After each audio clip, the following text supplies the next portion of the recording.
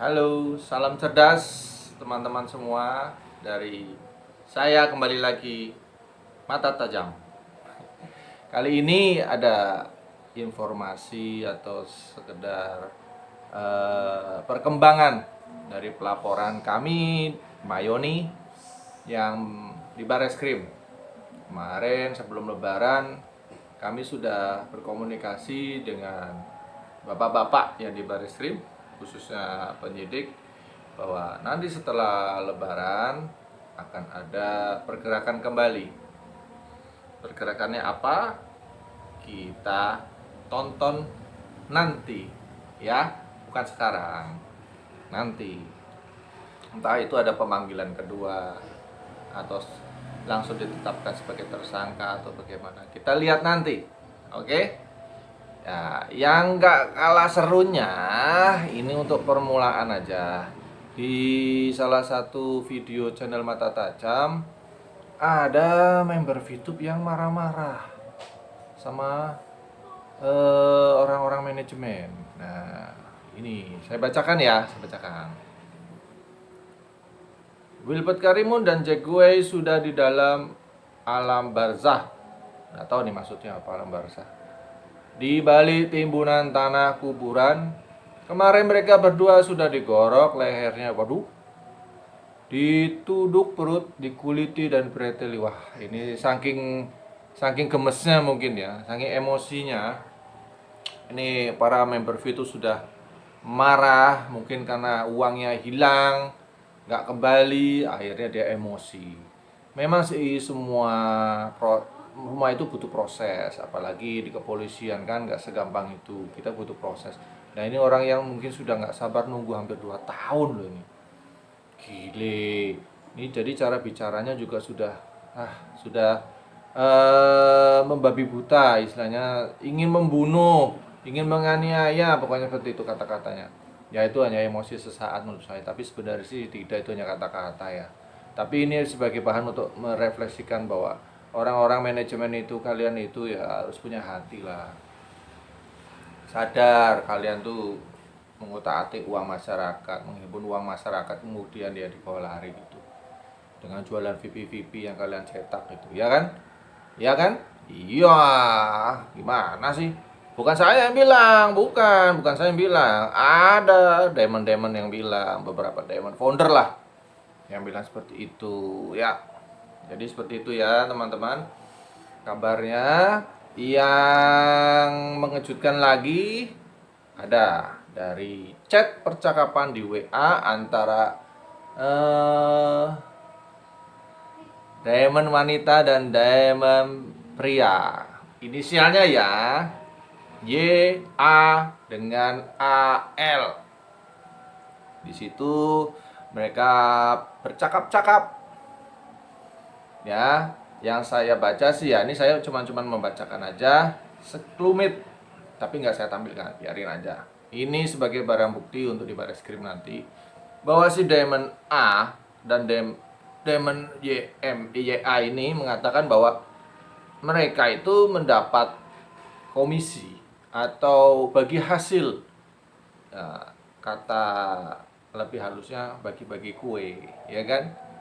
Nah, ini baru dugaan ya, dugaan saya. Di percakapan itu mereka tuh satu orang mendapat 1 juta dolar. Hebat, 1 juta dolar itu kalau kursnya 14.500 kan 14,5 miliar ya. Wow, pantesan si Demon YA ini ketol banget, ya kan? Artis, wih.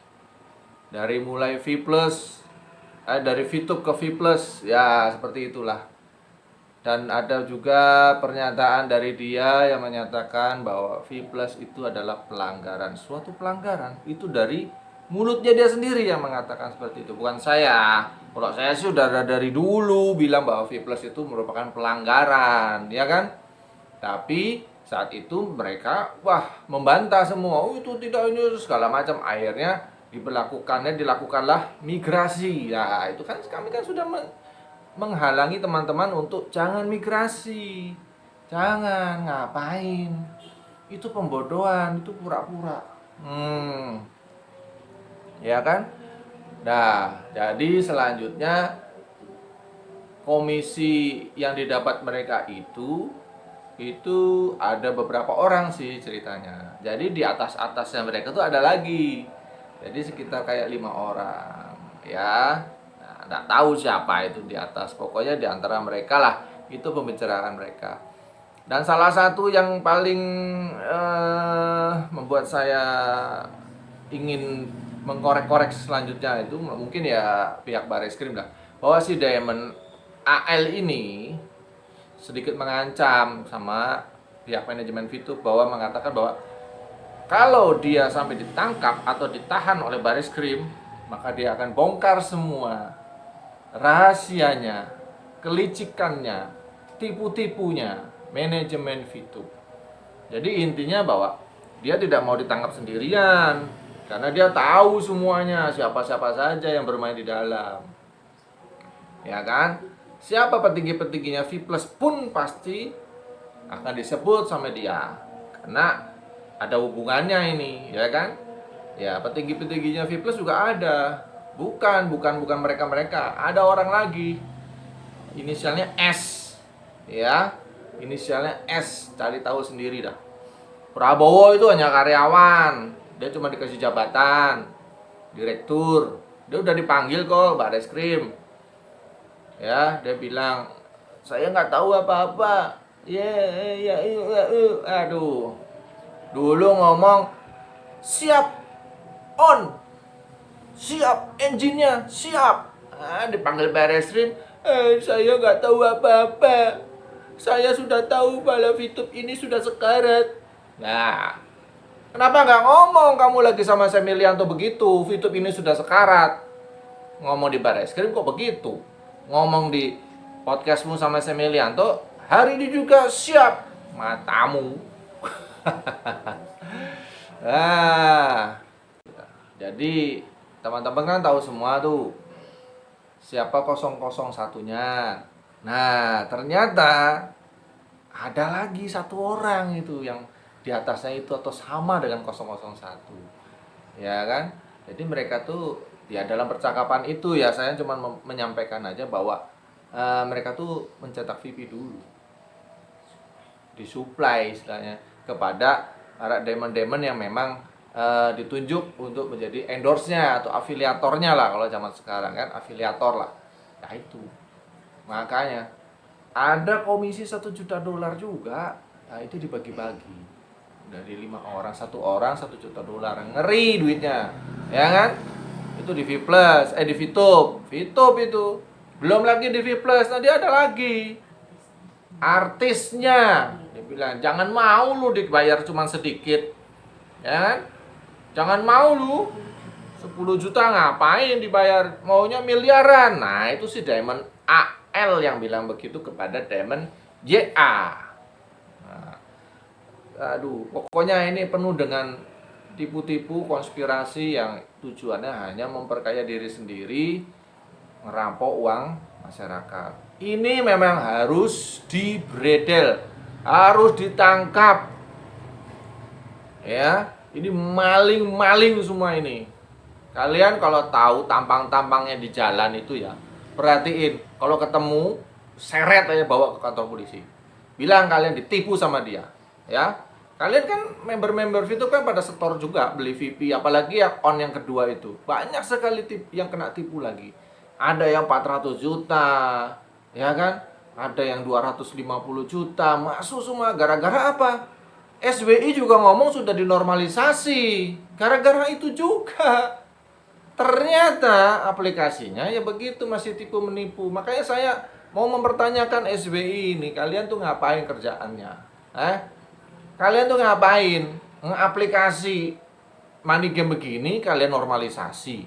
Kalian kasih izin operasional kembali saat itu. Nah, marketing plan-nya ternyata masih sama seperti yang dulu, cuma beda nama aja.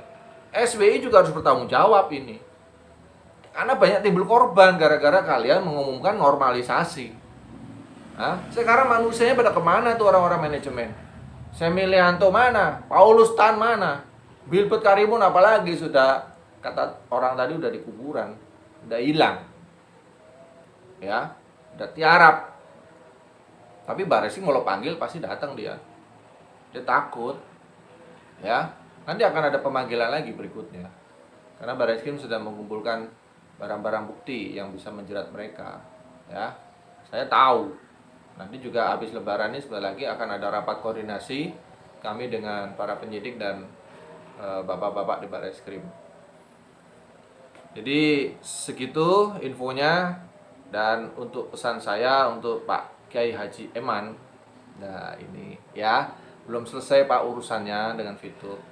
Kalau Bapak mengatakan bahwa ini, saya dengar aja, kalau Bapak bilang kena tipu juga sama Libat Karimun, sama orang-orang manajemen, entah itu benar atau tidak saya nggak mau tahu. Pokoknya Bapak di video Bapak menyatakan bahwa sebagai penasehat, ya kan, itu yang terutama. Apalagi ada embel-embel apa, komisaris, ya kan, pemegang saham, ada catatannya di situ. Jadi ya segeralah diselesaikan urusan ini sehingga tidak membawa-bawa nama PBNU terus, ya. Jangan sampai ini masalah menjadi besar, karena saya udah bertemu dengan Pak Ketua PBNU dan menyatakan bahwa beliau akan menindaklanjuti permasalahan Fitup ini yang membawa-bawa nama PBNU, ya. Semoga ini bisa diselesaikan dengan cepat, baik internal maupun eksternal yang di Barreskrim, ya. Oke, jadi buat teman-teman yang selalu nyinyir di luar, kapan ada proses Barreskrim, kalian ikut lapor tidak? Apa kalian dirugikan juga? Kalau tidak lapor, nonton aja. Doakan saja semua ini cepat berlalu, cepat selesai, dan para penjahatnya itu segera ditangkap. Ya kan? Jangan disamakan dengan kayak robot trading. Ini kasusnya berbeda, Fitup ini sangat berbeda. Ya, robot trading gampang sekali ditangkap. Kalau ini kan mereka memang sudah disiasati dari awal. Kecurigaan kami bahwa seperti itu. Ya, jadi V+ pun nanti akan bermasalah dengan hukum, ya, karena ada pelanggaran di sana. Ada masalah dengan regulator. Karena apa? Karena V+. Jadi mega kopinya itu yang dipermasalahkan. Jadi Fitupnya yang kena. Marah lagi Pak Kiai. Iya. Berarti terbalik. Dulu kan dianggap itu yang bermasalah, bukan Fitupnya. Jadi Fitupnya yang jadi masalah. Iya. Karena mega kopi itu pelanggaran Pak, nggak boleh sembarang ngopi. Data ke perusahaan baru itu dianggap apa ya? Nggak boleh, itu nggak boleh gitu loh, di aturannya itu nggak boleh. Nah, ya teman-teman ya, V+ ini, e-commerce ini, kan tadi saya sudah katakan, ini adalah fase yang sudah dari awal disetting memang ada fase e-commerce, ya. Jadi bukan karena Fitup maintenance kemudian muncul V+, bukan. Dari awal memang sudah akan ada. Ya, V+ ini memang sudah disetting dari awal, e-commerce ini memang akan ada. Jadi seperti itu. Dan ini pun tidak memaksa. Anda tidak mau ikut di V+ juga tidak apa-apa. Tetapi kami sebagai leader Anda yang sudah memahami potensi keuntungan di V+ ini, kami akan merasa sangat berdosa jika kami tidak menyampaikan kepada Anda dengan jelas bahwa Anda pasti rugi jika tidak mengikuti ini, apalagi ada program mega kopi. Ya, jangan sampai nanti di belakang hari Anda marah-marah, loh dulu saya kok tidak dijelaskan, saya kan rugi kalau nggak ikut itu. Nah, itu kami tidak mau, makanya kami jelaskan di sini. Pertanyaannya ini, Dulu kan dibilang syarat untuk normalisasi harus harus ada V+ kan gitu. iya. Ternyata itu kan enggak seperti itu Pak. Gitu. Dan Pak Kiai ternyata nggak tahu tentang adanya V+ ini. Nah, seperti itu. Pak Kiai nggak tahu. Nah, terus kemudian kan ketika yang saudaranya Pak Kiai ini bilang, tuh ada V+ Pak, kita disuruh belanja mega kopi dan lain sebagainya. Nah, itu Pak Kiai kaget, terus langsung nelpon manajemen, apa ini V+, saya kok nggak tahu. Iya. Gitu. Marah sekali waktu itu. Jadi nggak jelas itu kerjasamanya bagaimana, tapi yang pasti ya bukan antara Fitup dengan V+, mungkin perjanjian sendiri antara bukan antara Vitus dengan Vitus, mungkin perjanjian sendiri antara Pak Wipres dan Pak Noval dengan pihak Vitus atau bagaimana. Nah itu Pak, itu terus diminta kayak data-datanya, perjanjian kontraknya bagaimana, itu nggak pernah dikasih. Sudah dengar tadi videonya dan suara percakapan dari si Diamond tadi, ya kan? Diamond Vicu.